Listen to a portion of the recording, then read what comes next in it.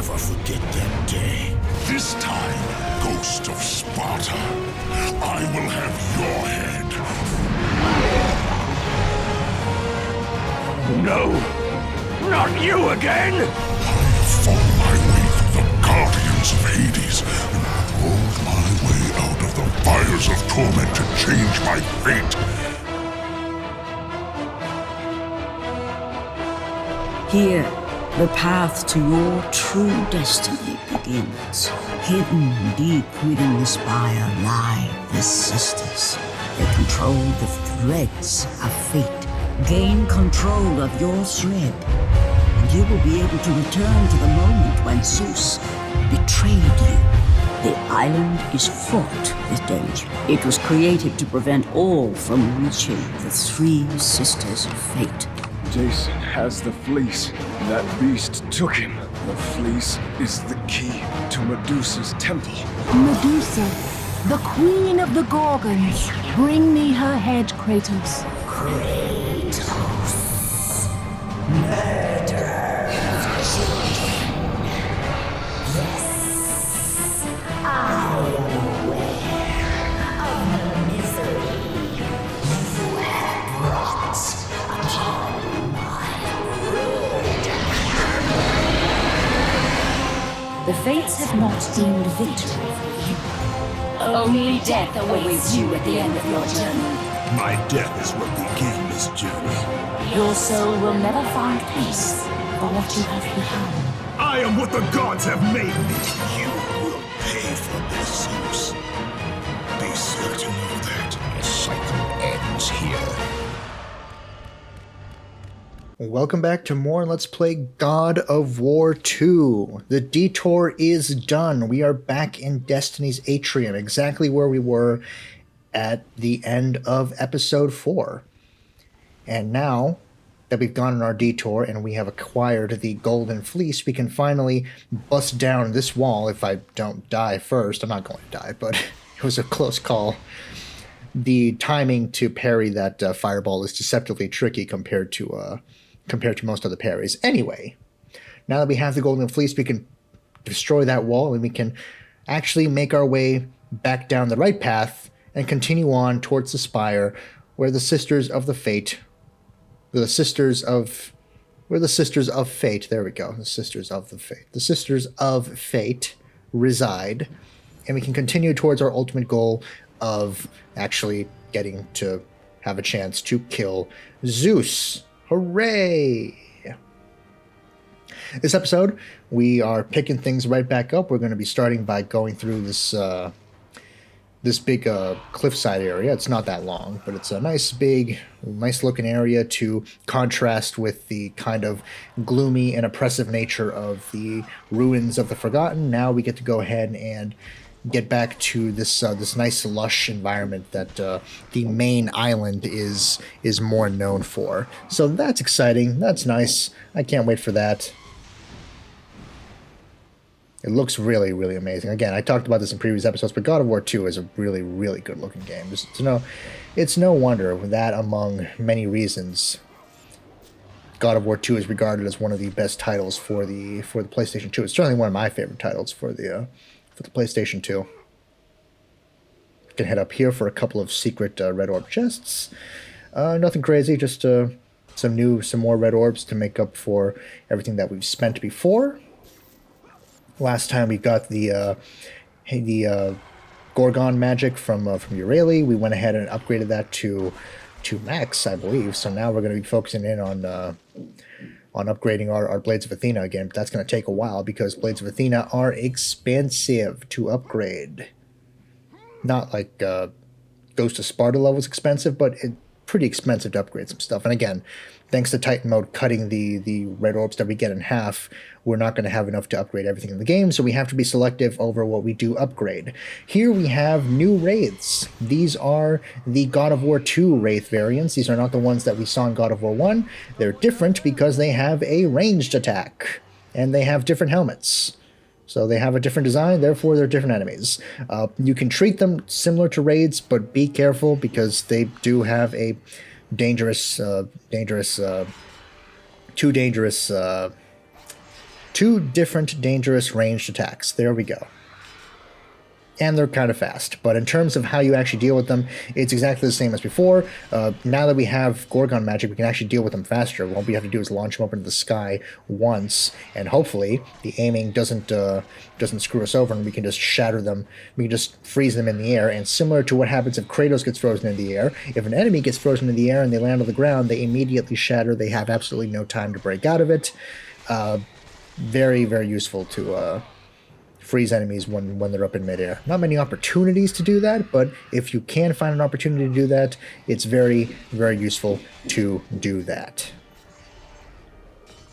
This is going to be a special episode because we're actually going to be going up against 2 bosses before all is said and done.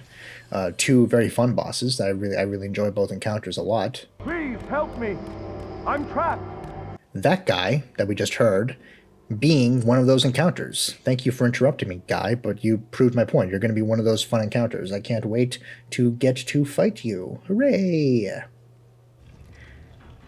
Going ahead and just exploring the Hall of Atropos here, seeing what we have to deal with. We have this rising platform. It doesn't do anything right now because there's nothing attached to that little area, and it's only going to be raised up for like a few seconds before it starts going back down again. So there's really nothing to do with that. That's just a thing for now. Obviously, our ultimate goal is similar to what we did in Destiny's Atrium. We have to block the eyes of that Sister of Fate. That Sister of Fate being Atropos, we have not actually heard from yet. So far, all of our interactions with the Sisters of Fate have been through Lachesis and not through Atropos or Clotho. So, yeah. Now we have to go ahead and find a way to do the same thing we did with the statue of Lachesis, where we blocked her eyes, and do that with Atropos' statue. But before we can worry about any of that, we have a brand new encounter coming up with a brand new enemy type being introduced. This is one of the more annoying enemies of the game. They're going to play a big role in a very, very big encounter much later on in the game. These are summoners. Summoners can, as the name would imply, summon enemies. The enemy they can summon depends on the encounter. They don't always summon the same enemy. In this particular encounter, they summon Minotaurs.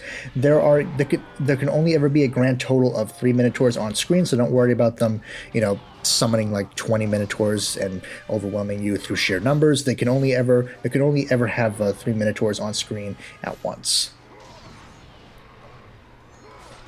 That said, anytime you're in an encounter with summoners, always prioritize them because they can summon enemies forever. There is no limit to how many enemies they can summon. There is a limit to how many enemies can be on screen, but if I were to shift my focus to the Minotaurs and just try to kill Minotaurs for a while, the summoners would just keep summoning new Minotaurs to replace them, and that would really just extend the fight forever.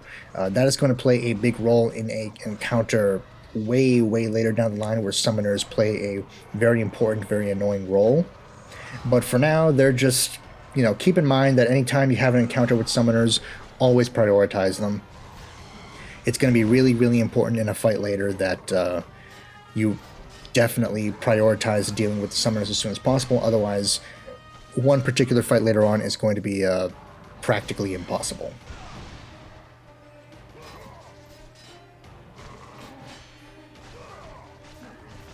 But just dealing with Minotaurs here. These are the God of War 1 Minotaurs, as we've encountered a few times now, some variants of the God of War 1 Minotaurs.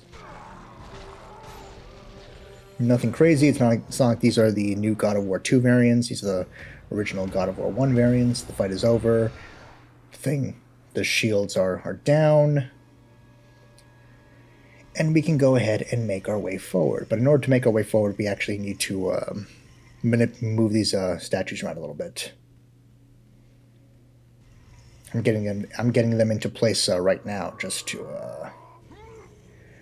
save myself some time, just so I don't have to worry about some wasting time moving forward. Because this is already going to be a pretty long episode as it is. I mentioned before, God of War 2 is the longest game in the Greek saga, at clocking in at over 9 hours. A big part of why it's so long is the detours. We had our first big detour in the previous 2 episodes in the ruins of the Forgotten, and not to spoil too much, but at the end of this episode, we're already going to be shoved off into our second detour. So, you know, the pace is overall pretty amazing in God of War 2, but there are it's pretty obvious, pretty transparent when the detours happen to when the detours are. It's pretty transparent when the detours are happening and why they're happening to extend playtime. Otherwise, this game would probably be as long as the original God of War. Maybe a little bit longer, but not by that much.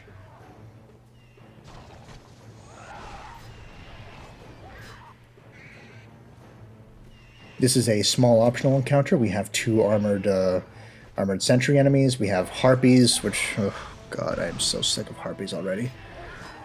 I'm hearing their screams as I'm doing the recording here, and it is just... I have had it with harpies, and thank God that in God of War 3 they play such a minor role. That's one of the reasons I love God of War 3 as well. The harpies play such a minor role in God of War 3 compared to 1 and especially 2. It is refreshing that I don't have to keep dealing with them in the superior entry mechanically. God of War 2 harpies are the absolute worst. And it all comes down to that stupid rock minotaur encounter. I really, really don't like that. We have a nice view of the Steeds of Time and the Temple of Lachesis, where we started our journey at.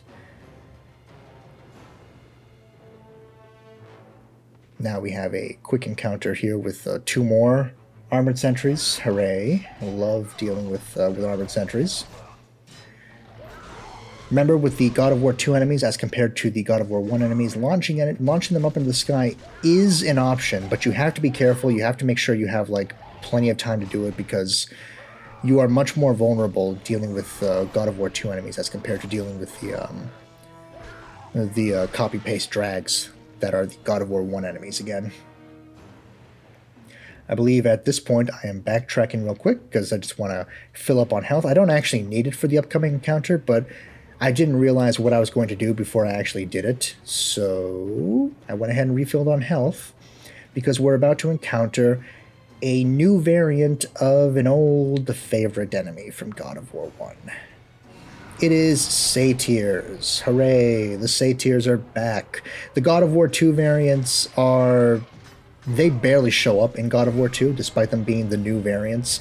The ones that you're going to be dealing with more are going to be the original God of War 1 variants. We haven't seen them yet, but they're going to be popping up, and they are going to be much more prevalent as compared to the brand new God of War 2 variants. So that version that we saw, you're going to rarely see them. They remain as annoying as they were in God of War 1. They have the same weaknesses as they did in God of War 1, where, you know, especially the God of War 1 variants of the satyrs, you can go ahead and just grab them. You can control the pace of the fight that way. They're very annoying, but they are manageable when they're by themselves. But there's going to be plenty of encounters coming up later down the line where those classic satyrs are going to appear, and they will most certainly not... Up here! Yes, yes! Up here! Quickly! Dang it, guy, you interrupted me again. The God of War 1 satyrs, there'll be plenty of encounters where they will most certainly not be alone, is what I was trying to say. Thanks, guy. Thanks so much for interrupting me. We have these dark fly enemies, again, very annoying. They hurl globs, they can shoot webs at you that stun you. By themselves, they're not so bad, but in certain encounters or with other enemies that join on the fun, they can be very, very annoying to deal with. Here we have a nice statue that seems to be missing its shield. That's unfortunate. However, this statue is the beginning of the solution to the puzzle of how to block out the eyes of Atropos. So this statue needs a shield, so presumably once it gets the shield, it'll be able to operate just as the statues from Destiny's Atrium operated. So we will be able to block one of the eye beams that way.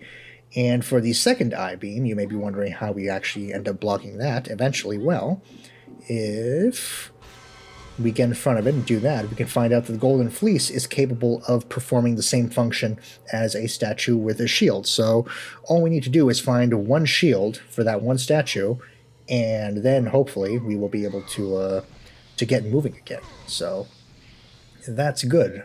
Only question now is, where are we going to find a fancy shield that can block powerful statue I-beams?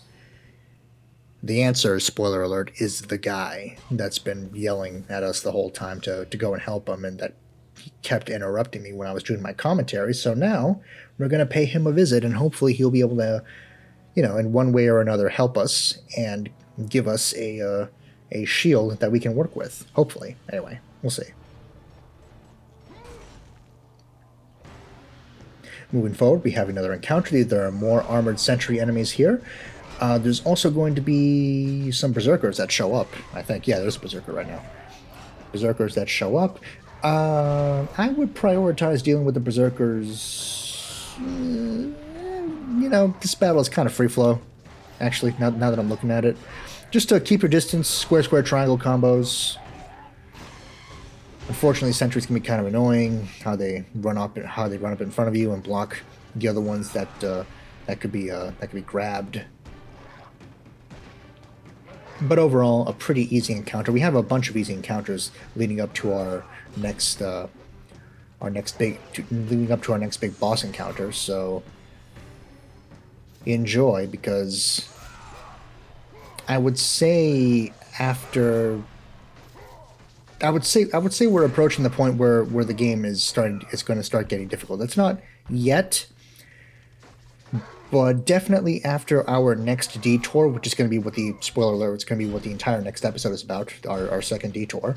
After our second detour is done is when I would say the game starts getting more difficult and more relentless in its enemy types and its variants and its placements. So far, we're not there yet, but we're going to get there, kind of soon. Not, super soon, but kind of soon. We're going to be getting there. For now, though, we have a relatively simple and kind of fun section where we're going to manipulate some vines, and we're going to be manipulating time a little bit, and we're going to be working our way towards a locked room. Specifically the room where the guy's at, because hopefully he will be able to help us with our shield problem. I hope. Anyway, it'd be nice to get some help with the shield issue. The only enemies we're going to be encountering for this part are going to be armored sentries. Not much to write home. Not much to write home about here in terms of gameplay mechanics or combat overall.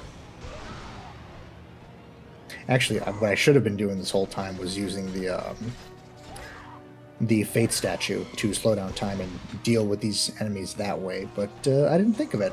I'm going to think of it once we get into the following encounters on the different little outcroppings. But for now, I didn't actually. Think of it, which is unfortunate. Anyway, the way this whole section works, just wait for the vines to extend out completely, slow down time, run across the vines, and you're all good to go. The branches, I should say. Well, branches, vines, whatever. There's a hidden chest here, another phoenix feather, just 2 to go, and then we are all done upgrading our magic. Hooray.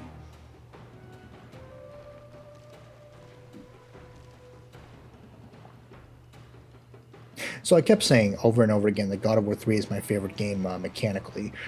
Is it my favorite game overall? I would say that, it's kind of tough, but I think God of War 2 is a little bit better. Not by much, but I think that I enjoy the pacing of God of War 2 a little bit more than I do 3. As we'll get into once we finally, cover God of War 3, God of War 3 is just the last third of God of War 2's story. If God of War 2 were a like a 3-act story, Act 1 would just be the short opening section in Rhodes. Act 2 would be all of this, everything in the Island of Creation, and Act 3 would begin once we actually try to have our revenge on Zeus. That would be the beginning of Act 3, and then the rest of God of War 3 would be the continuation Act 3, loosely. There's twists and stuff that happen in God of War 3 that give it its own 3-act structure, but for the most part, I consider God of War 3 to be the significant portion of God of War 2's Act 3 story. And I enjoy it for that, because it just means that we have a lot of excellent encounters, just, back to back to back to back to back for the most part. It's a few slow areas, but God of War 3 is mostly just, balls to the wall, crazy encounter after crazy encounter after crazy encounter. But there is a deliberateness and a build-up to God of War 2 that I appreciate a little bit more with its story and pacing, that God of War 3 just doesn't have, the time to implement, because it's not that God of War 3 is not that kind of story. Anyway, we have a cutscene now.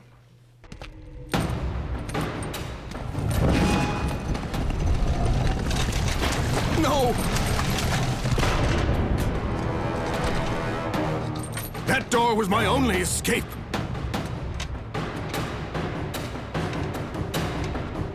I have faced test after test in search of the sisters. And now you have dashed it all away. You certainly do not live up to your reputation, ghost of Sparta. But perhaps this is a test. Are you watching me now, sisters?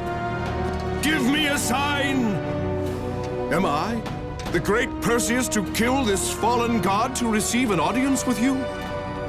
Will that allow me to bring my love back from the grasp of Hades himself? If not, at least I can bathe in the glory of being the one who brought down the mighty Kratos, the slayer of gods. Although I hardly think a Harpy's fool such as yourself deserves such praise.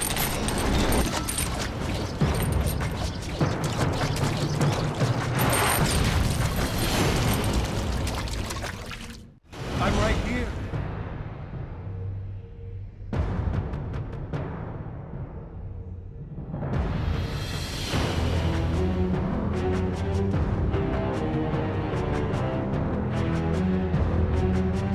Okay, so let's stop talking about God of War 3 for a minute here. We have a new boss fight. This is Perseus. Perseus is a unique boss fight in that his peak is phase 1. He doesn't get harder in the later phases of the fight. He actually gets easier as the fight goes on, and he is at his most difficult right now when he's invisible. Unfortunately, he's showing off his cool invisibility power in a pool of water, which means that we can track him pretty easily. It also doesn't help that he yells out where he is every now and again. We'll actually hear a clip of that coming up soon. He is at his most difficult in phase 1 because he has the most attacks in phase 1, and he also has the added advantage of being invisible the entire time. Over here! Yeah, you see, he just yells where he is for some reason, just giving away his location. Anyway, phase 1, he's either going to charge at you with his sword, he's going to hurl those green globs at you, those green magic globs at you, either in a trio of 3 that shoot out in 3 different directions, or he's going to shoot out 3 different ones in rapid succession straight at you and not in 3 different directions. There's 2 variations of him hurling green globs at you, but for the most part he's going to be running after you and trying to get in some light chip damage with his sword. The reason why he's at his most threatening now is because he's invisible, so you can't really properly time parries or blocks, not really. You're either just rolling out of the way, or you're just going to be blocking and standing still, and you don't want to really be standing still. You want to really, make the most of this fight. So the strategy is to keep rolling. Perseus eventually tires himself out and stops running so fast, and you can tell because you're not going to see the pitter patter of the water coming after you after a little bit. Anytime he stops, anytime you think you've created a little bit of distance between yourself and him, just jab at him with the blades of Athena. He has a lot of health, unfortunately, for Titan mode, which is the unfortunate part. But while he himself has a lot of health, he doesn't do a lot of damage. He's hit me quite a few times so far, and as you can see from my health bar, he hasn't done that much damage to me. He's not that difficult. He's only difficult in the sense that you can't see him yet, but in terms of his actual damage output, it's very, very low and very, very non-threatening. Just keep your cool and keep rolling away, keep moving, keep laying in damage on him, and you will eventually get into QTE kill range. Unfortunately, I missed my opportunity. You have a very small window of opportunity to actually engage in the QTE once you get him. So not only do you want to lay at him with chip damage, you do want to do it while you're relatively close to him, because you want to make sure that you're close enough to very quickly get at him with the QTE and destroy his stupid invisibility helmet and force him into phase 2 of the fight. Phase 2 of the fight is exactly the same as phase 1. He only has one new attack. It's this attack where he's going to temporarily blind you. You have to shake the analog stick back and forth, left and right, really fast in order to stop being stunned by the flash of light. You have so much time to do it because Perseus doesn't follow up immediately with fast jabs. He always only charges up like a powerful sword swing when he blinds you. So you have plenty of time to get out of being stunned by the light. And as for his other attacks, it's the same thing he was doing in phase 1, except now you can actually see it. He runs at you, he charges at you with his sword, he does little jabs with his sword, he does big jabs with his sword. It's just a bunch of basic sword attacks that don't really amount to much, especially now that you can actually see Perseus doing all this stuff. The only new thing is him blinding you, and that powerful sword slash that he does when he blinds you, but that's it in terms of new stuff. He doesn't do anything else for this encounter. So again, this is a boss that peaks at phase 1, because in phase 2 he's doing all the same tricks, but now he has the lack of the invisibility. And in phase 3 you destroy his sword, so he has even less attacks to work with now, and he's even easier now than he was in phase 1. He's still going to blind you, and he's still going to try to charge at you with his shield when he blinds you, but it's just as slow as when he was doing it with the sword in phase 2, so it's still not a threat at all. It's annoying that he can double up on doing that, but it's very, very little chance of it damaging you. You don't need magic for this fight at all. This is a very, very, very simple encounter. The only attacks he's going to do now, aside from blinding you, is hurling those globs of green magic at you. You can actually push Perseus around in phase 3 into walls and stun him briefly by doing that. There really isn't much to him in phase 3. Again, this is a boss that peaks at phase 1, is at his most difficult at phase 1. Phase 2 is the same as phase 1, except with one new attack, and everything is easier because you can see him. Phase 3, he has even less attacks. You have opportunities to stun him, and the attacks that he's left with are all very, very easy to block or parry. So there isn't anything left for him to do in this fight. When he backs up all the way to the end of this room, that's when you know you're almost done with the fight. That's when you know he's at low health, because the QTE takes place at the end of the room. So he's always going to back up to the end of this room when he's almost at 0 HP. So that means all we have to do is just lay in the damage just a little bit more, and he will be weak enough for the QT, and there it is. That's it. A very, very easy boss fight with Perseus, but a very, very fun one. You don't need magic at all. Just blocking, parrying, rolling. It's a nice test of skill.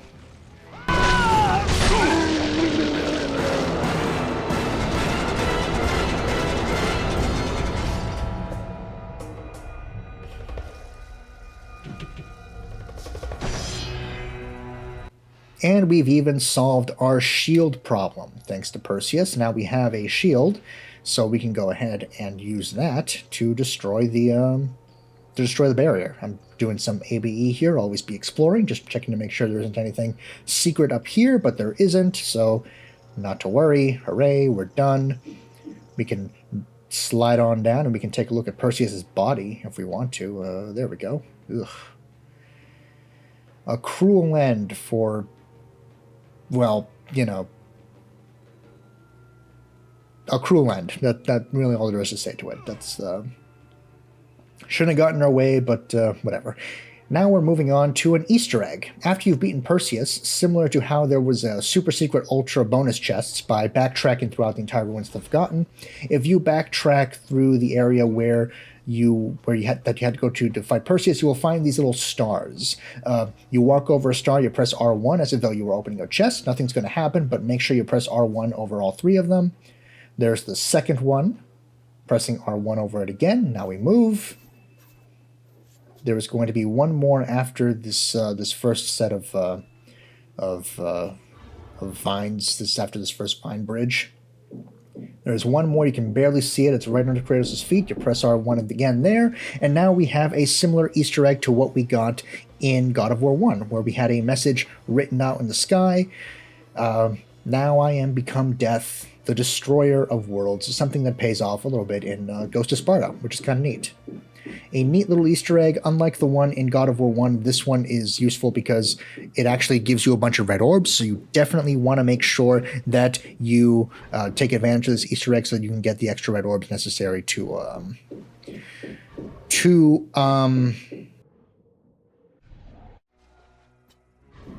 get extra red orbs so that you can upgrade your stuff faster, because that is the ultimate goal in any God of War game.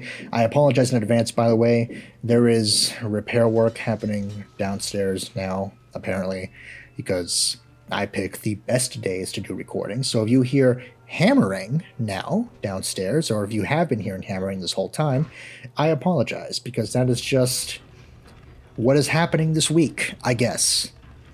The only time I had to record, and it is the week where all the repair work is happening. Hooray for me. Hooray for the quality of the recording. Hopefully it's not affecting me too much.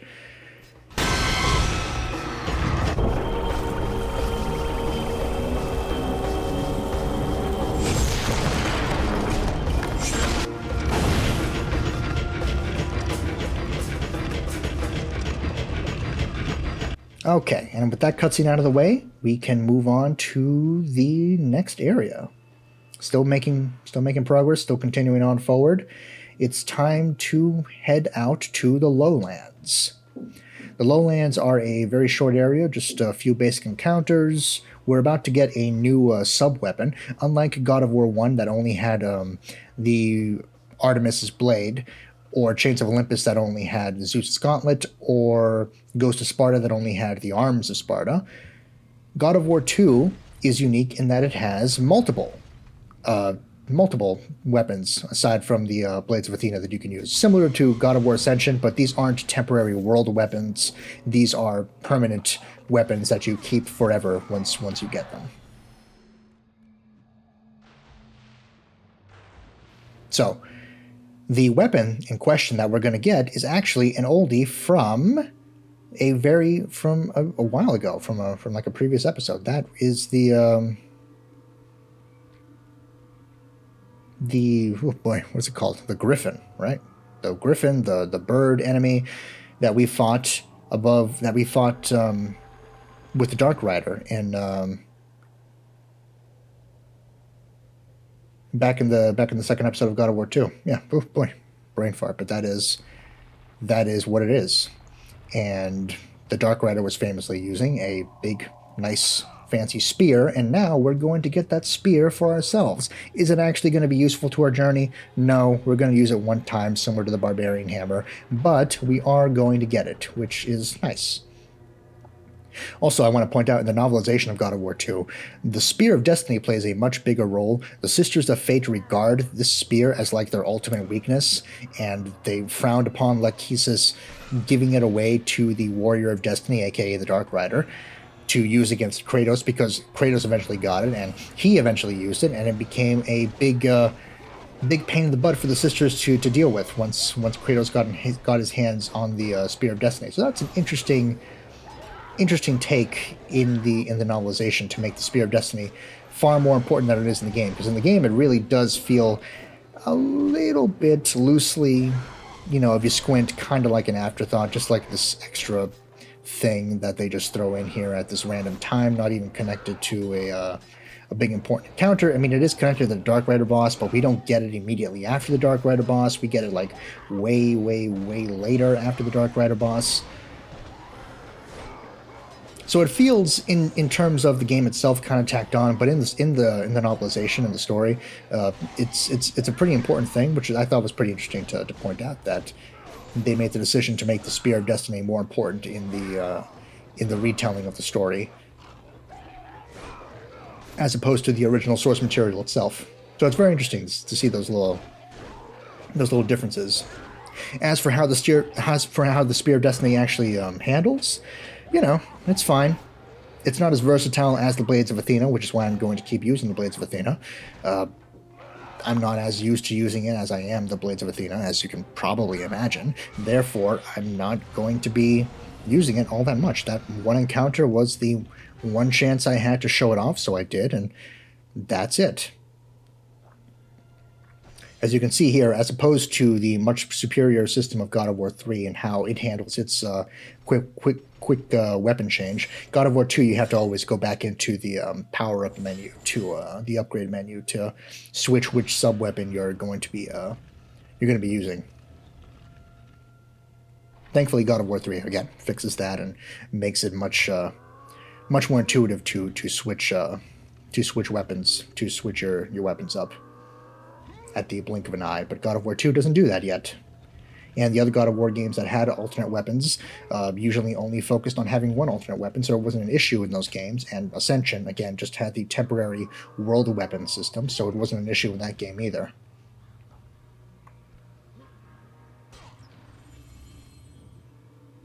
We're about to get some item chests. You have to use this the Statue of the Fates here to slow down time. You will have just enough time to get to this platform. The gate will not close on you, and now you can open these chests. And I believe we have not only another Phoenix Feather, the penultimate one of the game, but we also have our third urn, the Urn of Olympus.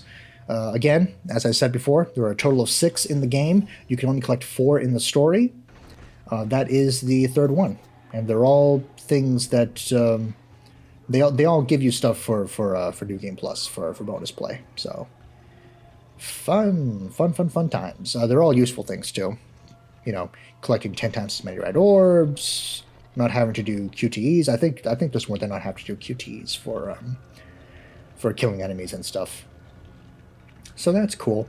What you actually need to do to progress the story is position the Statue of the Fates the way I did, facing out towards the bridge that that didn't really work on us while I was having my brain fart moment. And now we will be able to slow down time enough to actually get across the bridge. Hooray! Now we enter the crossing of the Lowlands. The crossing of the Lowlands is a very short area. It's just a fancy schmancy swing sequence, a couple of fights, and then we're done. And then we'll actually be done with the video, too. We'll almost be done with the video, because there'll be one very short but fun boss encounter after that. The swing sequence is pretty self-explanatory, not much to explain here. This particular swing right here is the tricky one. You want to wait 2 swings before you actually jump and try to hit the next grapple point. Otherwise, the grapple point will be too far away and you won't be able to actually reach it. But the rest of it is very straightforward. It's just that one swing. This one, just wait a little bit until it starts falling directly down. Hit the last grapple point, and you're all good to go.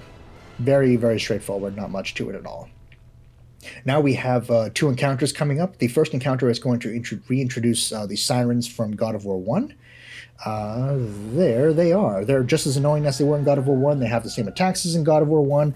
I'm not going to deal with them. I'm just going to freeze them, because boy, they remain just as annoying in this game as they did in the original God of War. So that takes care of that. After dealing with the first 2 sirens, the third one will pop up, and so will 2 Hades Minotaurs. I just use Gorgon's magic to deal with the last siren that shows up, and then I use regular attacks to deal with the 2 Hades Minotaurs. The reason for that is because there is an encounter coming up after this where you're going to need more Gorgon's magic, so make sure you don't waste all of it here. As tempting as that might be, as annoying as these Hades Minotaurs are, you don't want to waste all of your magic on this fight, because there is a second fight coming up that you're going to want to use more, that you're going to need to use the rest of your magic for. So just keep out of their way. They do a lot of damage. They're annoying. They have that one unblockable attack where they do that big overhand swing. That swing right there. Not fun, but they don't have that much health, so it shouldn't take that long for you to get them down to kill range. There's only 2, so once you take care of one, you'll only have one other one to take care of. So prioritize dealing with one, then you'll have less to clog up the arena and more room to successfully maneuver around in. And again, they don't have that much health, so hopefully it doesn't take that long to take them down. I'm playing it extra safe because I was pretty worried for the second encounter that we were going to have in this cave. And I didn't want to take too much damage before that particular fight. But I think the Minotaur is almost down. It's almost at QTE kill range. At least I hope so. Again, I'm playing super safe because there is a second fight that's coming up. The Minotaur remains annoying and did a little bit more damage to me, which is not ideal. I wanted to have as close to full health as possible for the next part, just in case I messed up what I was planning to do. Thankfully, it's not going to matter that much, but it is kind of annoying that I took damage to that Hades Minotaur when I was really, really looking to conserve as much health as I can for this second encounter, because the second encounter reintroduces the Satyrs. Oh boy, don't play around with Satyrs at all. The God of War 1 Satyrs are as annoying as they were in God of War 1, which was pretty dang annoying, so freeze them, freeze them, freeze them, freeze them. Do not try to fight them normally, not yet. We are not in a position for that. Once you deal with the first 2 Satyrs, you have a little bit of respite before the 2 Berserkers show up. Go ahead and freeze one, and then you can probably just deal with the other one pretty safely. There's only 2 Satyrs to deal with, and then 2 Berserkers to deal with. Berserkers can be, they're powerful, but most everything they do is blockable. So actually, everything they do is blockable. So it's not the worst thing to deal with them, especially when it's just one at a time. They have a couple of attacks that break your block. They don't actually damage you, but they break your block and leave you open to further attacks from other Berserkers or from that same Berserker. So make sure that you're able to freeze and shatter one. That way you only have to deal with one Berserker as opposed to 2. Because if you're dealing with 2 and one of them breaks your block, then the other one's going to have a free opportunity to just attack you and really mess you up. So immediately freeze the Satyrs, freeze one of the Berserkers, and deal with the other one normally. Welcome to the Great Chasm. That is a nice trailer shot. It's not actually used in any trailers, I don't think, but it's a nice trailer shot. It's the actual palace from the wallpaper. That is the Palace of the Fates. We're getting very, very close now to that spire. Before that, though, here is another cutscene.